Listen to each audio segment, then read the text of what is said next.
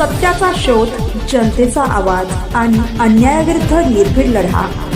अन्यायाविरुद्ध निर्भीड पत्रकारिता, खरा कायदा. नमस्कार. महाराष्ट्राचे महसूल मंत्री चंद्रशेखर बावनकुळे यांनी शेतकऱ्याच्या प्रती एक वक्तव्य केलं. त्या वक्तव्याचा मी या ठिकाणी जाहीर निषेध करतो.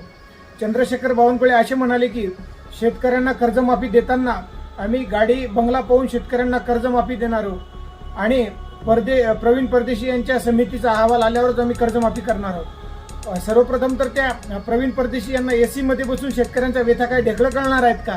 आणि हो, ज्यावेळेस या देशाच्या उद्योगपत्यांचं हे 16 लाख कोटींचं कर्ज ज्यावेळेस तुम्ही राईट ऑफ केलं, माफ केलं, तेव्हा तुम्ही कुठलीच आट आणि तट त्या उद्योगपत्यांना लावली नाही.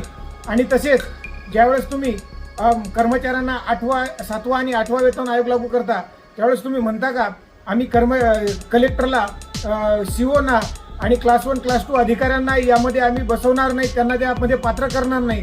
त्यावेळेस तुम्ही त्यांना म्हणू शकत नाहीत.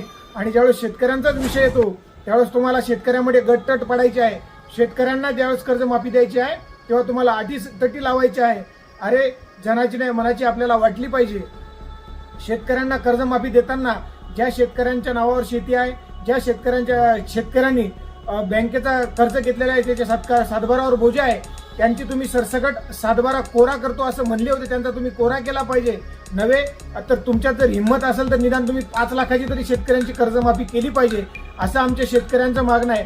जर तुम्ही शेतकऱ्यामध्ये गटतट पाडण्याचं काम कराल, शेतकऱ्यांना याही कर्जमाफीमधून वंचित ठेवण्याचं काम कराल, शेतकऱ्यांच्या आत्महत्याला कारणीभूत ठराल, तर येत्या काही दिवसामध्ये महाराष्ट्राच्या मंत्रालयावर येऊन त्या ठिकाणी आम्ही शेतकरी आंदोलन करू आणि अरबी समुद्रामध्ये सार्वजनिक आम्हाला त्या ठिकाणी आत्मदहन करावं लागेल याची नोंद आपण घ्यावी.